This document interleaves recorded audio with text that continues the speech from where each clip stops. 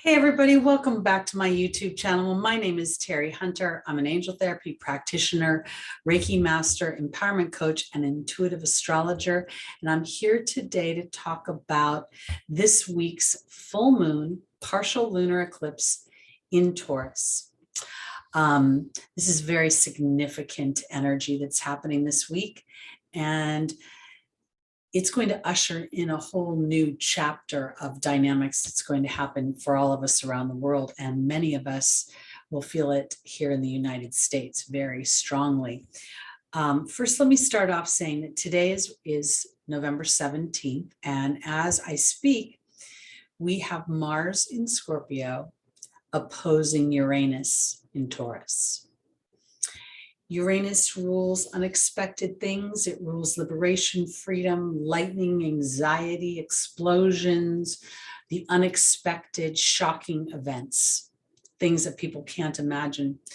Mars, it represents, many people know Mars represents the planet of war. It represents the pioneering spirit. It represents courage and truth, aggression, assertiveness, and very quick, blunt movements. So we have this opposition, which is creating a tension. And I bring this up because this tension isn't going to necessarily ease off within a day or two. Mars is going to be in Scorpio for a bit. And so it will be having this tense conversation with Uranus. At the same time, we have Mercury still moving through Scorpio. Mercury ruling our everyday events, our communications, our thoughts, what we think about, what we teach, what we absorb through the media, whether it be television or social media. And this is all very significant because on the day of the eclipse, Friday, November 19th, this is going to illuminate or start the illumination process of a series of events that have been started about 6 months ago with the new moon in Taurus.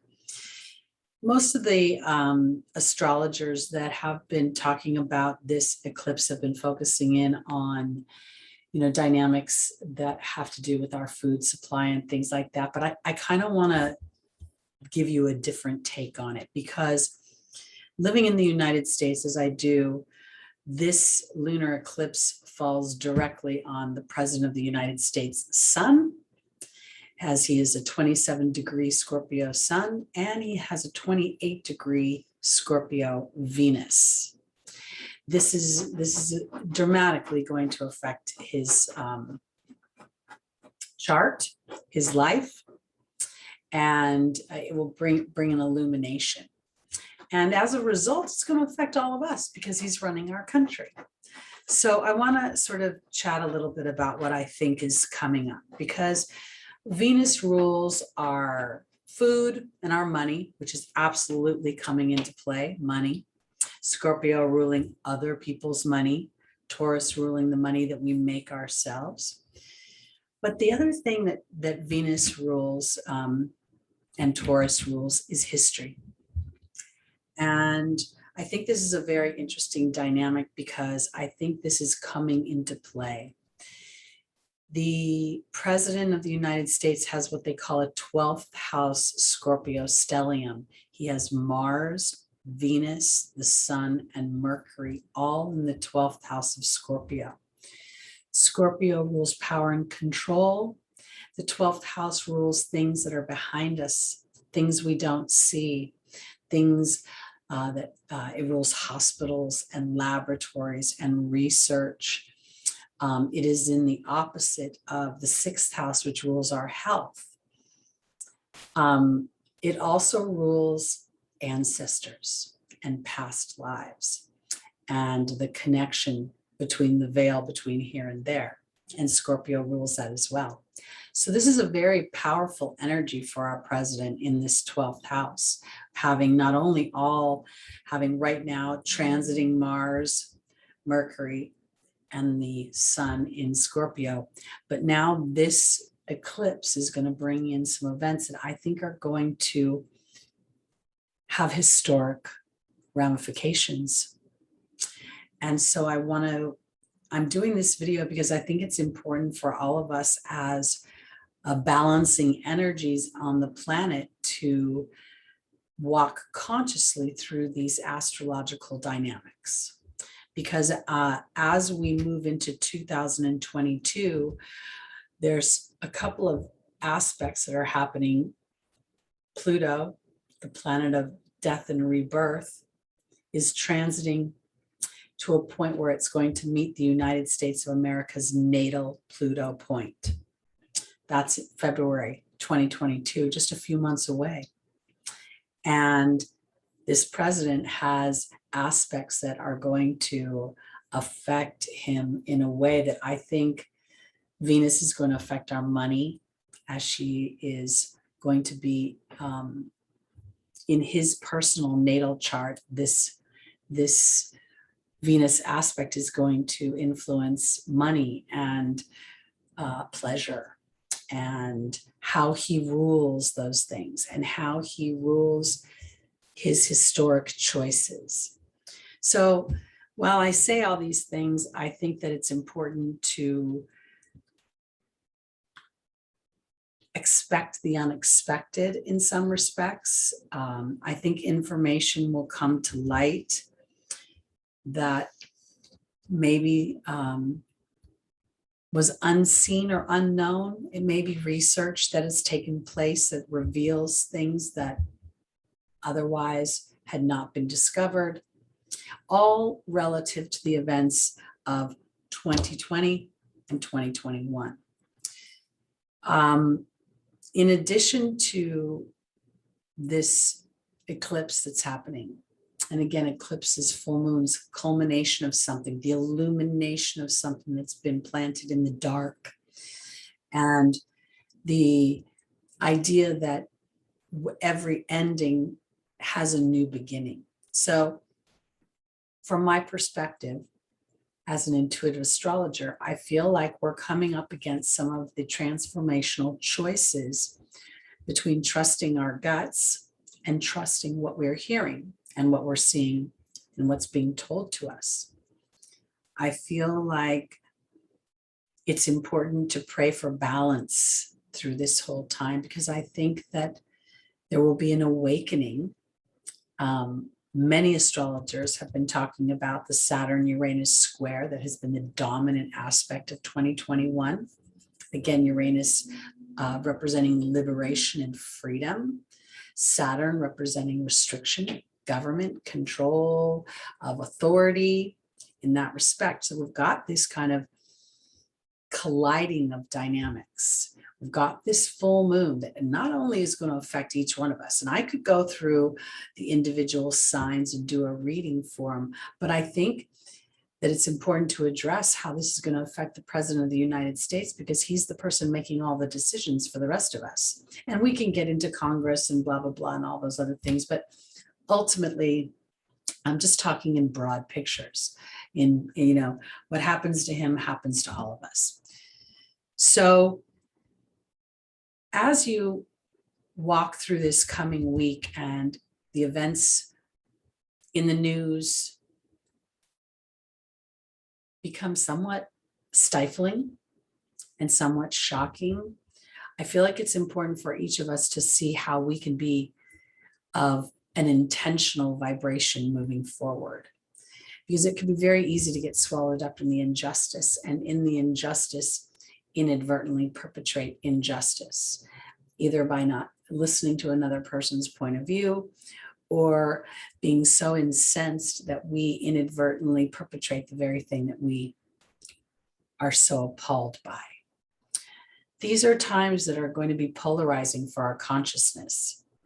And I feel in some respects that there may be some disillusionment that comes about as some of the old structures represented by Saturn become disappointing and more obvious than they've been before. The trickle down from the governmental decision makers down into our personal lives is going to become very, very obvious. And I also believe that when I talk about the president's 12th house stellium, I kind of get this feeling that he will be the person driving the ship, manning the ship, as we all become aware of how we're being inundated with advertisements that support the disempowerment of our body and the need for certain outside influences to help support that.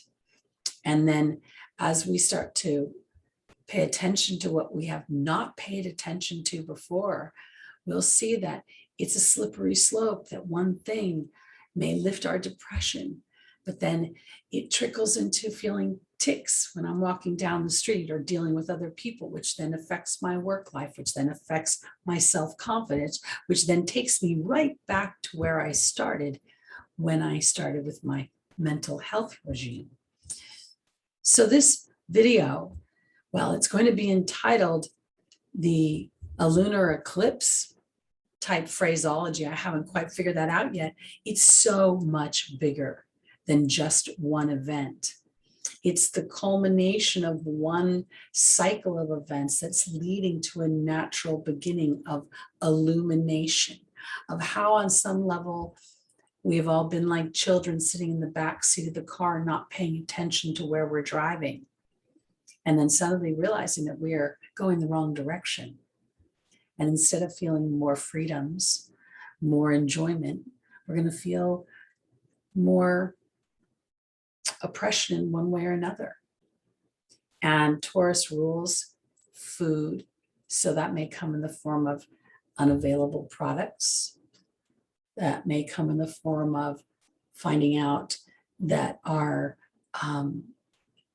food supply is limited, or the prices are going up. We've got Venus in Capricorn until March, which is very unusual, but she's going to retrograde in Capricorn, so there's going to be a restriction feeling there.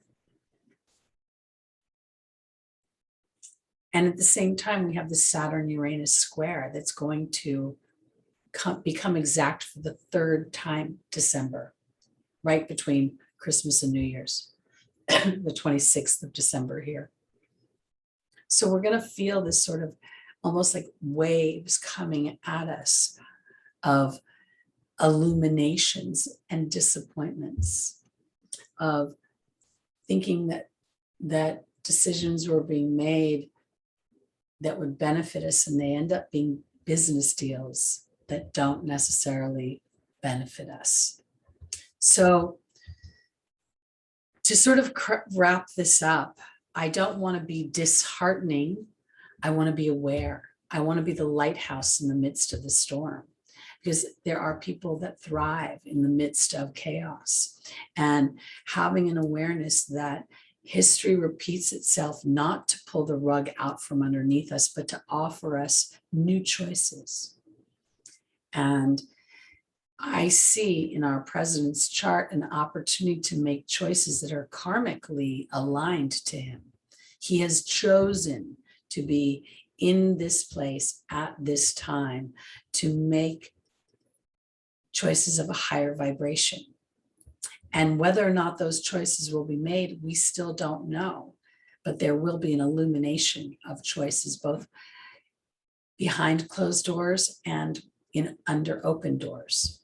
So allow yourself that little bit of shock and awe. And then it is my suggestion that you put an intention to see the wisdom behind the chaos, to see the constructiveness of the deconstruction, and how it allows us an opportunity to rewrite the story. And this is why I think this is Venus representing our history through Taurus's eyes, the history of our comfort, the history of how we make our money, the history of how we enjoy our pleasures, art, beauty, fun.